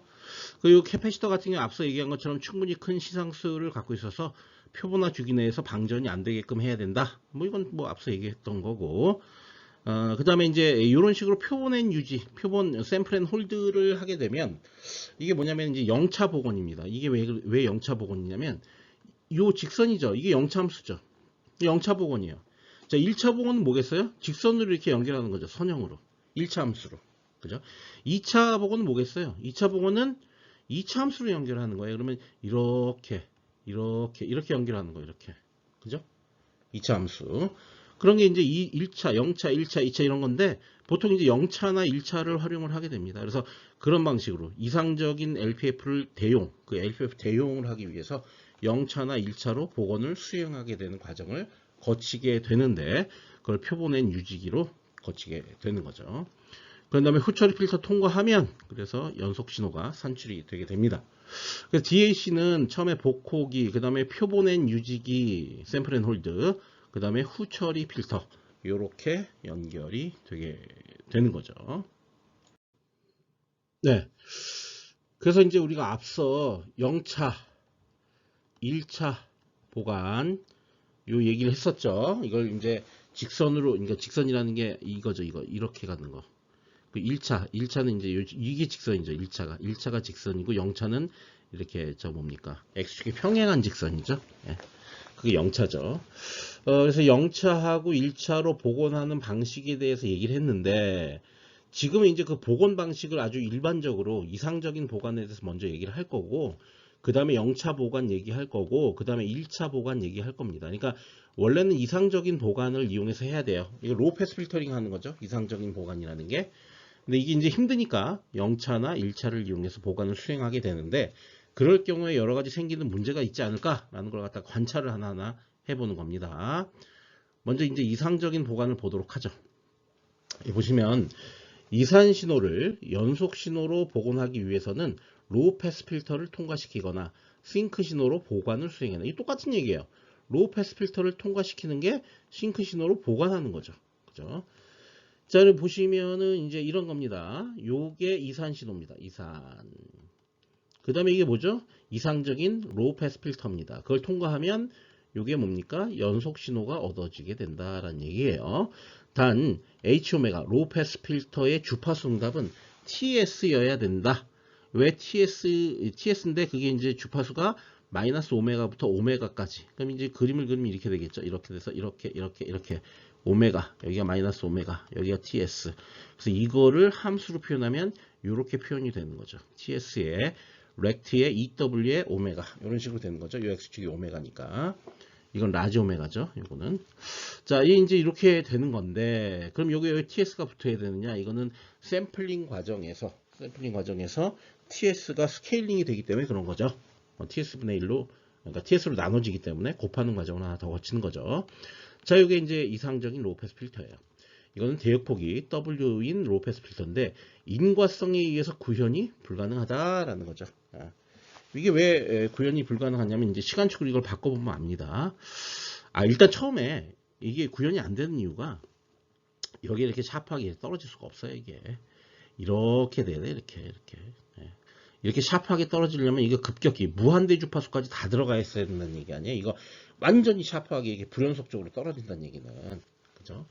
그렇기 때문에 이게 이제 구현 불가하고요. 또 인과성에 의해서도 구현이 불가합니다. 그건 차차 얘기할 거고요. 어쨌든 요거를 이제 시간축으로 바꿔주면 H의 T를 구할 수가 있겠죠. 이거는 이렇게 되는 거죠. 그러니까 EWTS의 싱크죠.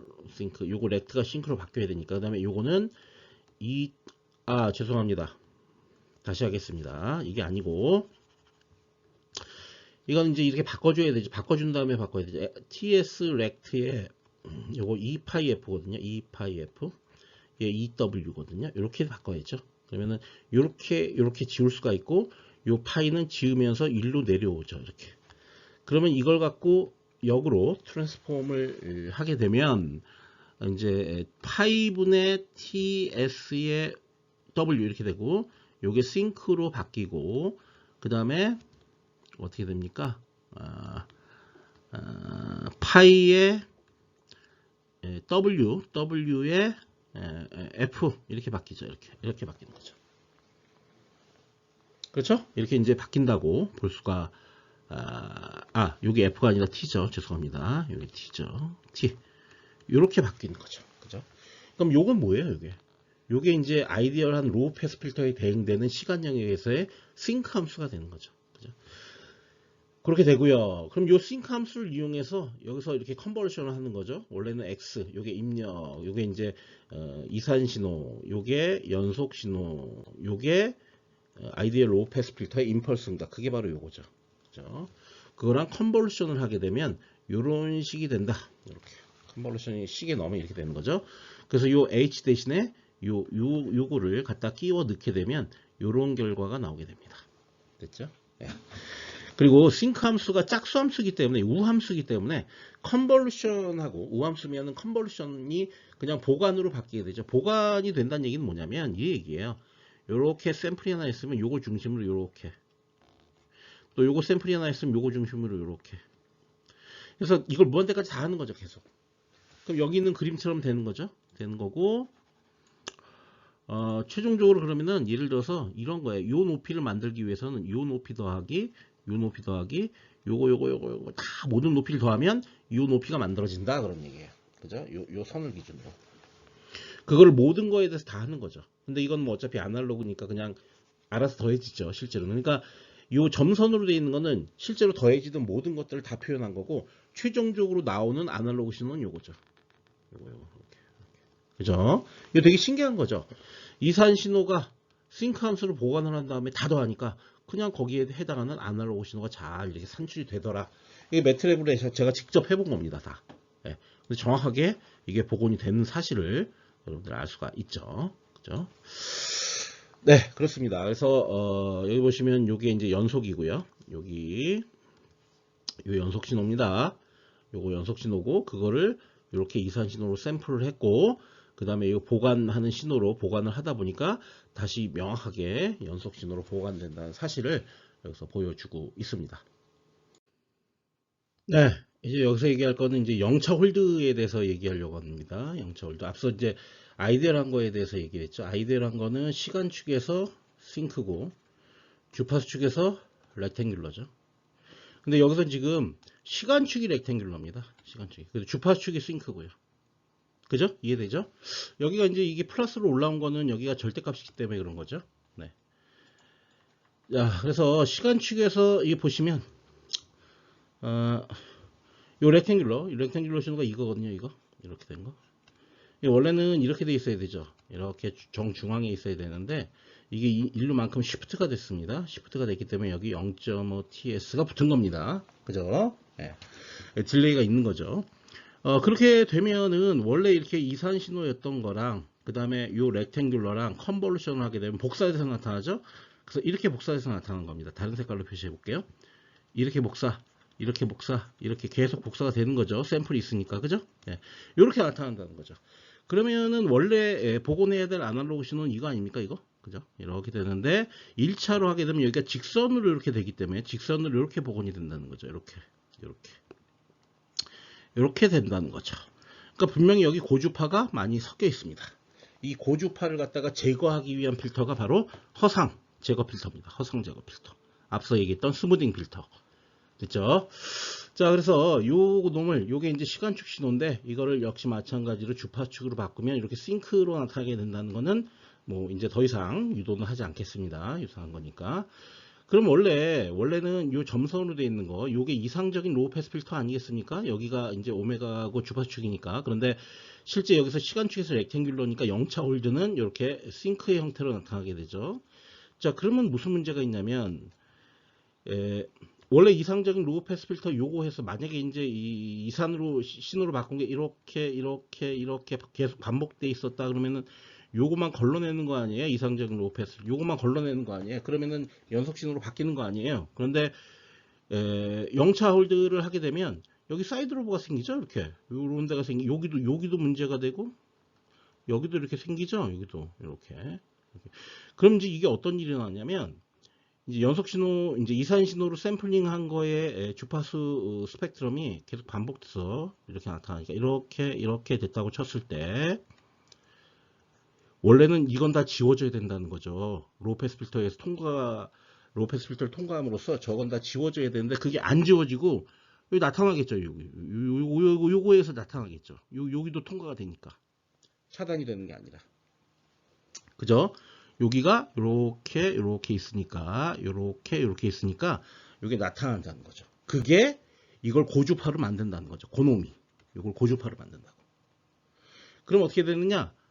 결론적으로 스무딩 필터라는 걸 이용해서 대충 로우 패스 필터를 적당히 만드는 거죠. 그래서 이렇게 그냥 된 필터, 이렇게 된 필터를 통과시키면 적어도 이 옆에 있는 고주파 성분은 다 제거할 수 있을 거다. 그러면은 이 고주파가 있었던 요 계단식의 신호가 적어도 이렇게 스무스하게는 이렇게 비슷하게 바뀐다. 이렇게 스무스하게 이렇게. 완벽하게 연속 신호와 동일해지진 않아도 굉장히 많이 고주파를 제거할 수 있다라는 거예요. 그죠? 그래서 스무딩 필터가 필요한 겁니다. 여기 보시면 이런 설명을 써놨어요. 주엽은 이상적인 로우 패스 필터와 유사하다. 요거 얘기하는 거죠. 요 주엽, 여기. 요거 얘기하는 거죠. 이것도 사실 많이 다르죠. 근데 뭐 이 이상적인 로우 패스 필터가 유사한데 고주파는 많이 여기 이제 이거 차단돼야 되는데 이제 통과를 시키니까 왜곡이 많이 일어나겠죠. 그래서 복원 신호에 고주파가 포함되어 있다. 아까 얘기했고요. 그 고주파를 우리가 허상이라고 부른다. 허상. 그래서 그거를 WS를 증가시키거나 아니면 스무딩 필터로 제거하거나. 그러니까 WS를 증가시킨다는 거는 이 샘플링을 잘게 해서 그러니까 요거와 요거 사이의 폭, 요걸 줄인다는 거죠. 그렇게 줄이면 고주파 성분이 조금 덜 들어가게 되고, 그것도 안 된다 그러면 스무딩 필터로 요 고주파 성분을 제거한다. 아까 얘기했죠. 이런 노란색 주파수 응답을 갖는 이런 필터를 이용해서 적어도 이 옆에 있는 거라도 좀 제거하자. 이 안에 있는 건 어쩔 수 없는데, 그죠? 그런 식으로 이제 제거하는 것이 영차 홀드 보관이 되겠습니다. 다음 1차 홀드입니다. 1차 홀드는 이런 식으로 됩니다. 아까는 이렇게 돼 있었죠. 이렇게 시간 영역에서 HT가 임펄스 응답이. 근데 이렇게 바꾸면 직선으로. 그럼 여기 보시면 원래 이게 이산 신호인데 저 삼각형으로 이제 인터폴레이션을 하는 거죠. 보관을 하는 거죠. 그러면은 이렇게 삼각형이 될 거고, 이렇게 삼각형이 될 거고, 여긴 이렇게 되겠죠. 그죠? 이렇게 삼각형의 형태로 만들어 주는 겁니다. 자, 저 삼각형의 형태를 만들어주게 되면 어떤 일이 일어나느냐. 예를 들어서 요 높이는 어떻게 만들어지는 거야? 요거를 직선을 딱 그으면 요 높이하고 요 높이, 요거하고 요거 두 개 합친 게 요 높이라는 거죠. 그렇게 만들어집니다. 아주 희한하게. 그래서 요 높이가 만들어지는 거죠. 이건 직선으로 연결한 형태가 되는 거죠. 여기 보시면은 연속 신호는 검은색인데 검은색과 되게 겹치게 직선으로 이렇게 연결된 걸 보실 수가 있을 거예요. 보이시죠? 여기 직선으로 연결된 거 이거 보이시죠? 이거? 그죠? 이렇게 직선의 형태로 복원이 된다. 그거는 삼각형을 갖는 임펄스 응답과 컨볼루션. 쉽게 얘기하면 여기서는 이제 우대칭이니까 보관을 수행했기 때문이다라는 거예요. 그죠? 그렇게 되면 앞서와 달리 연속 신호에 상당히 근사하죠. 비슷하죠. 1차 홀드가 0차 홀드보다 더 좋다는 거지. 자, 0차 홀드는 이 트라이앵글러 함수입니다. 트라이앵글러. 이건 이제 함수식, 이 그림으로는 이런데, 저거를 임펄스 함수 식으로 표현하면, 여기 전체 폭이 아니라 요 반폭만, 요 TS만 분모로 이렇게 들어가 줘야 되죠. 그죠? 이건 1차 홀드가 되는 겁니다. 이렇게 하면. 트라이앵글러고, 요거를 주파수로 바꾸면 TS 바깥으로 빠져나오고, 그 다음에 요 TS가 위로 올라가죠. 그래서 이거 정리하면 이렇게 됩니다.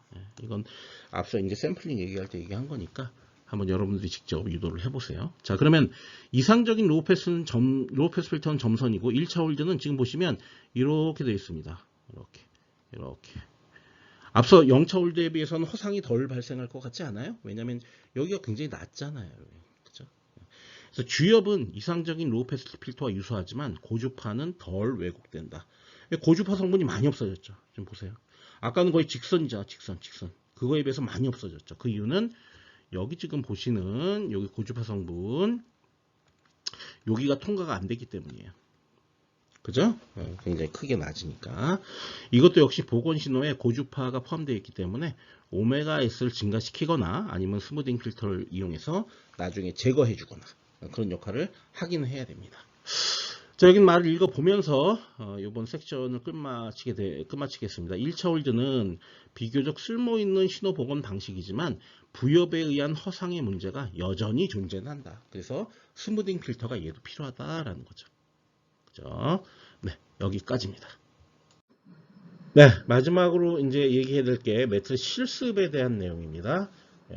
간단하게 설명을 드리도록 할게요. 첫 번째 실습은 뭐냐면은 0차 홀드입니다. 0차 홀드를 이용해서 복원을 하는 경우를 위해 여러분들이 이제 시뮬레이션을 한번 해보는 거예요.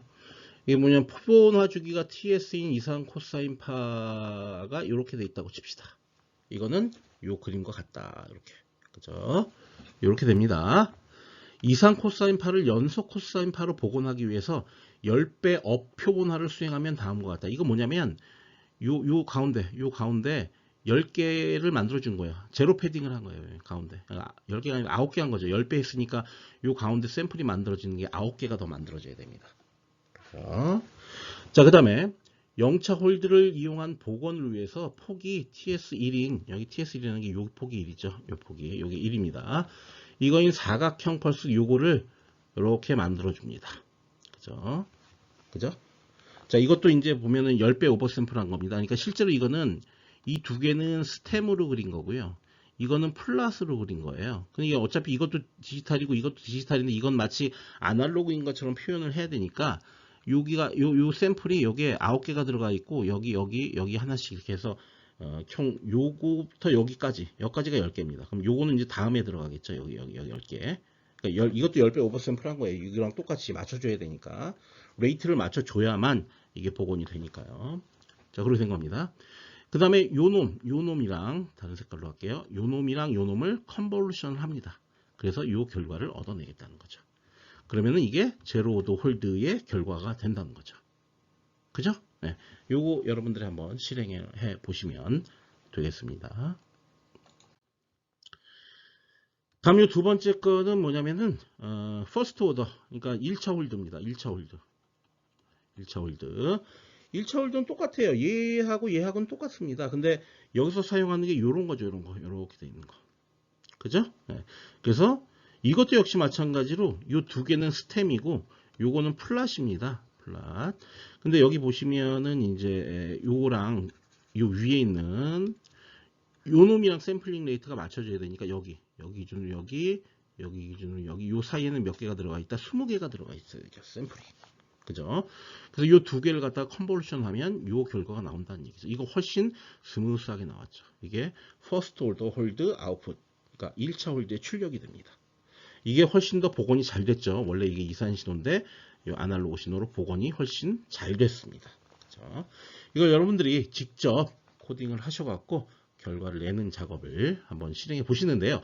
사실 이 1차 홀드는 0차 홀드만 제대로 잘 되면 1차 홀드는 요 세 번째 함수만 요거만 바꿔주면 되기 때문에 뭐 그렇게 어려울 바는 아니에요. 첫 번째 것만 여러분들이 잘 좀 코딩을 해서 두 번째 것까지 문제없이 해결할 수 있도록 했으면 좋겠습니다.